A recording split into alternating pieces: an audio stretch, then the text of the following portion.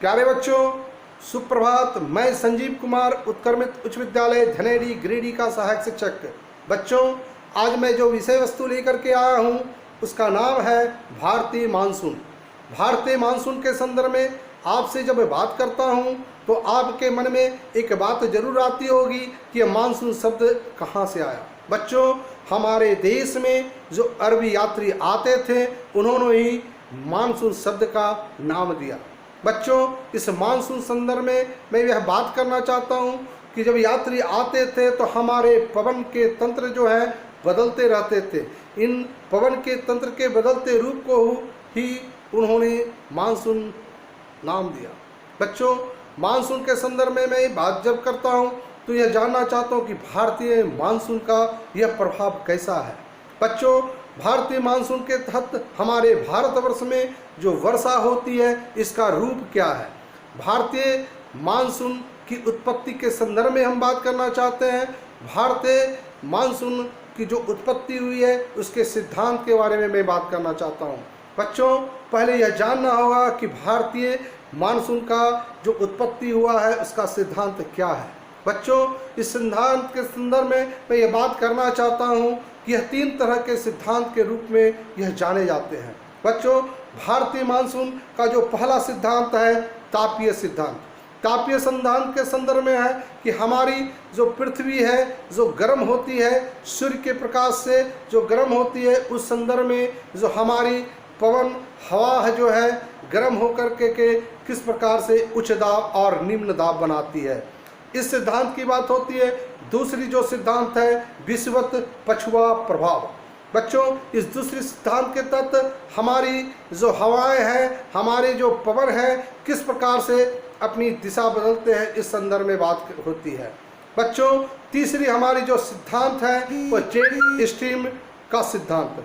Jet stream के सिद्धांत के तहत हमारे देश में क्या प्रभाव पड़ता है हमारे मानसून में, इस संदर्भ में बात होती है। इन सिद्धांतों के संदर्भ में तो बात होगी ही, लेकिन बच्चों आज मैं जो बात करने के लिए आया हूँ इन सिद्धांत के तहत जो हमारे मानसून की उत्पत्ति होती है, इस उत्पत्ति के संदर्भ में तो बात होगी ही, लेकिन मैं यह जानना चाहता हूँ कि हमारे बच्चे यह जानना चाहेंगे कि हमारे देश में जो बारिश होती है, जो वर्षा होती है, वो किन क्षेत्रों में किस प्रकार की वर्षा होती है, इस संदर्भ में मैं भारतीय मानसून के संदर्भ में बात करने के लिए आया हूँ।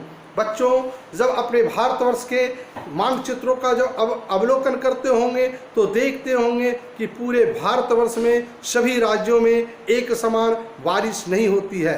एक समान बारिश नहीं होने का कारण है कि हमारे भारतीय मानसून का प्रभाव अलग अलग क्षेत्रों में अलग अलग ढंगों से होता है। बच्चों, इस संदर्भ में मैं आपसे बात जब कर रहा हूँ तो मैं आपको यह बताना चाहता हूँ कि भारतीय मानसून के 2 रूप हैं। बच्चों, भारतीय मानसून के 2 रूप क्या हैं कि एक जो हमारे भारतीय मानसून है ग्रीष्म ऋतु की भारतीय मानसून है और दूसरा है शीत ऋतु की भारतीय मानसून। बच्चों, इस बात का आप ध्यान में रखना कि हमारी जो भारतीय मानसून के 2 रूप हैं, एक पहला क्या है ग्रीष्म ऋतु की भारतीय मानसून और दूसरा है शीत ऋतु की भारतीय मानसून।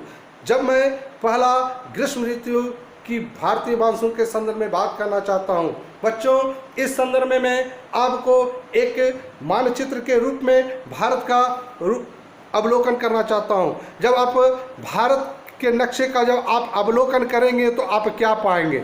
बच्चों, जब आप अपने ग्लोब को देखते होंगे तो इस ग्लोब में आप देखते होंगे कि इसके मध्य में एक जो रेखा गुजरती है इसे हम विषुवत रेखा कहते हैं।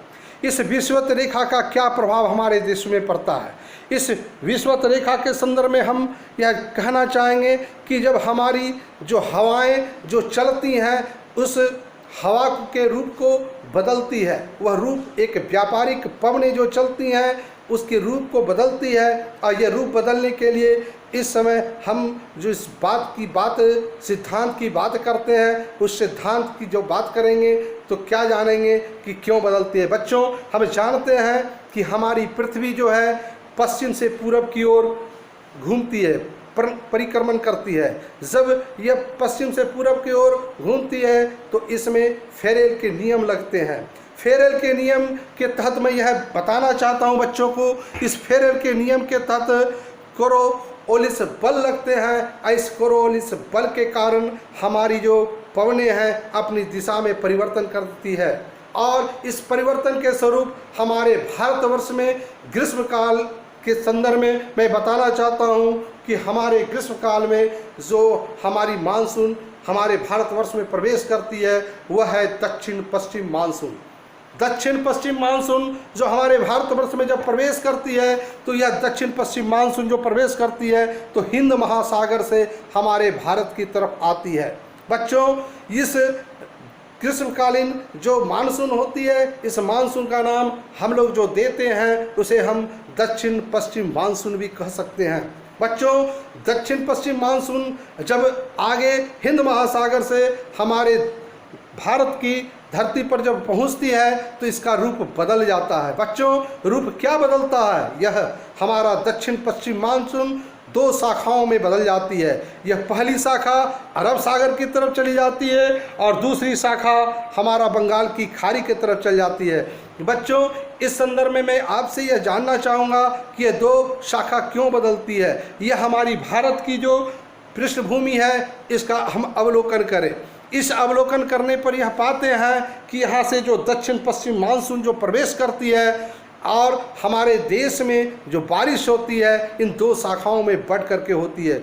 सबसे पहले दक्षिण पश्चिम से आने वाली मानसून अरब सागर की ओर प्रवेश करती है।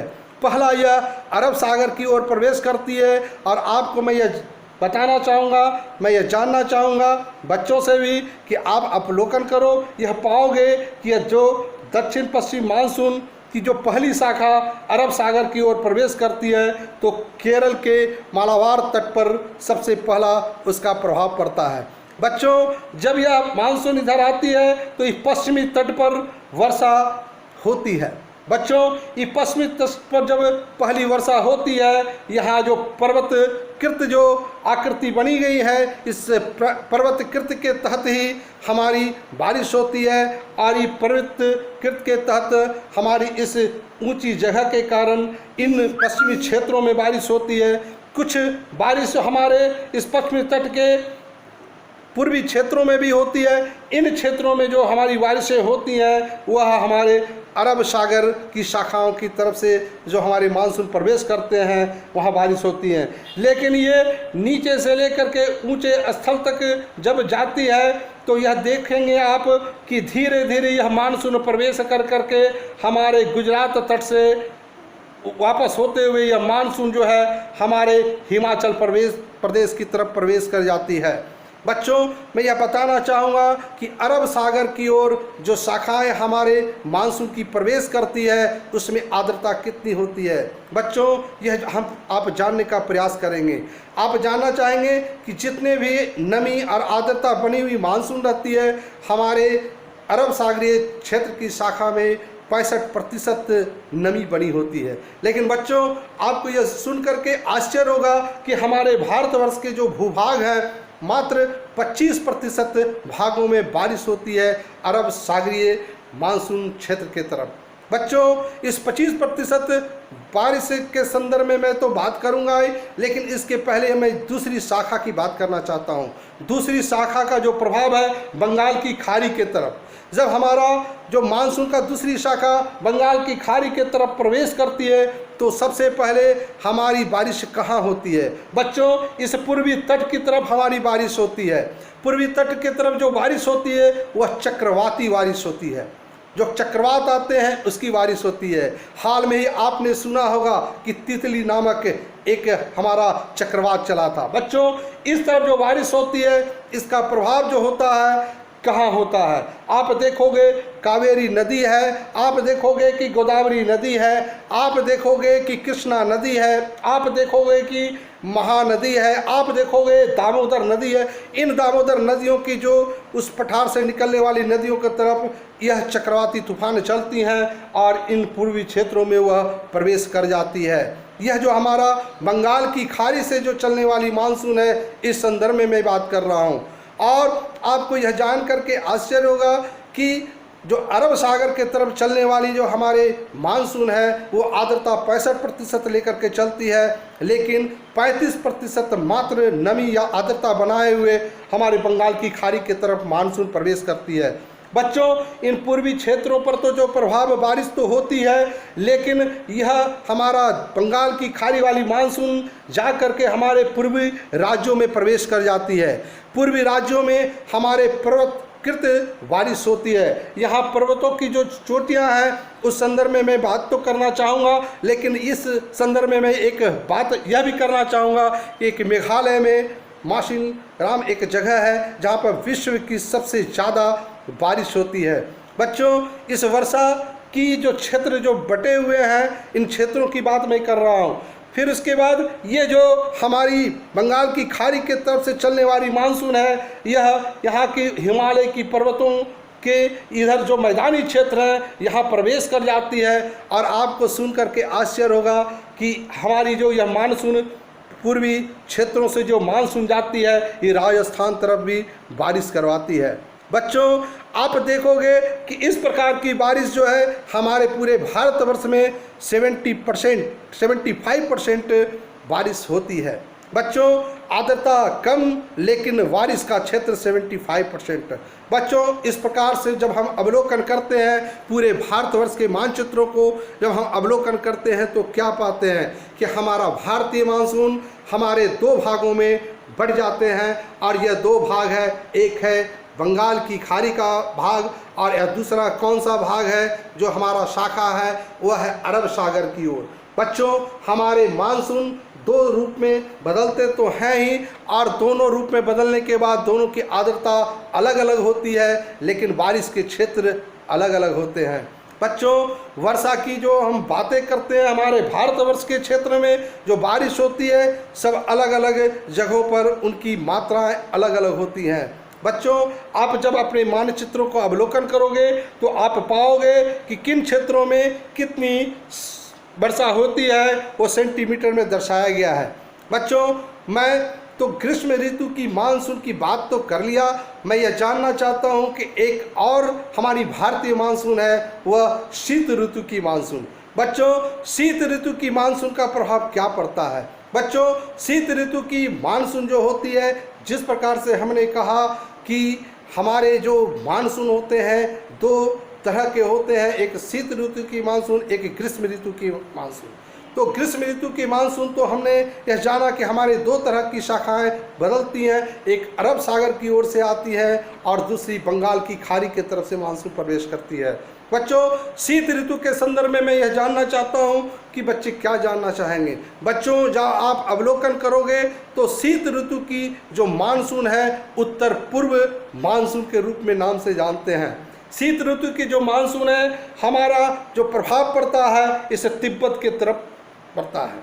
बच्चों, इस तिब्बत की ओर से जो शीत ऋतु की जो मानसून हमारे उच्च दाब जो बनाते हैं और निम्न दाब बनाते हैं, इस क्षेत्र को उच्च दाब के क्षेत्र बन जाते हैं और यह जेट स्ट्रीम के कारण होता है। यह जेट स्ट्रीम क्या है? बच्चों, जेट स्ट्रीम एक हमारे क्षोभ मंडल और सप्ताप मंडल के बीच में चलने वाली तेज गति से हवाएं हैं और यह हवा जो है हमारे मानसून को परिवर्तित करती है। यह सिद्धांत कहता है कि जब भी यह हवाएं चलती हैं, ये जो पवनें चलती हैं, बहुत तीव्र गति से चलती हैं और इसका प्रभाव मानसून पर पड़ता है और उन जेट स्ट्रीम के तहत इस तिब्बत के क्षेत्र में उच्च दाब का प्रभाव रहता है और हमारे भारत के दक्षिण के क्षेत्र में निम्न दाब का प्रभाव रहता है। और ये उच्च दाब के प्रभाव के कारण और निम्न दाब के प्रभाव के कारण क्या होते हैं? बच्चों, यहाँ के जो हमारे वायु से लिए हुए हमारी जो नमी है इधर की ओर आती है और आपको मैं यह बताना चाहता हूँ, मैं दर्शाना चाहता हूँ कि इस कोरोमंडल क्षेत्र में जो बारिश होती है भारत में, वह शीत ऋतु की बारिश कहलाती है। बच्चों, इस प्रकार से हम यह जानना चाहते हैं कि हम लोग चाहते हैं कि हम बच्चों को या हम क्या जानना चाहेंगे कि बारिश का और क्या क्या है। हम लोग चाहते हैं कि मानसून के संदर्भ में जो भी वर्षा होती है उन वर्षा के संदर्भ में हम अपने कक्षा की पुस्तकों का अवलोकन करें अपने पाठ्य पुस्तक का अवलोकन करने का, सीखने का प्रयास करें, भारतीय मानसून के संदर्भ में जानने का प्रयास करें और हमें इसमें सफलता अवश्य मिलेगी। बच्चों, आप घर पर रहो, मन से पढ़ो, ढंग से पढ़ो। जीवन में अगर आगे बढ़ना है तो अपने भारतीय मानसून के संदर्भ में आपको जानना होगा, आपको इसका अवलोकन करना होगा, पाठ्य पुस्तकों का अवलोकन करना है और सीखना है। प्यारे बच्चों, धन्यवाद।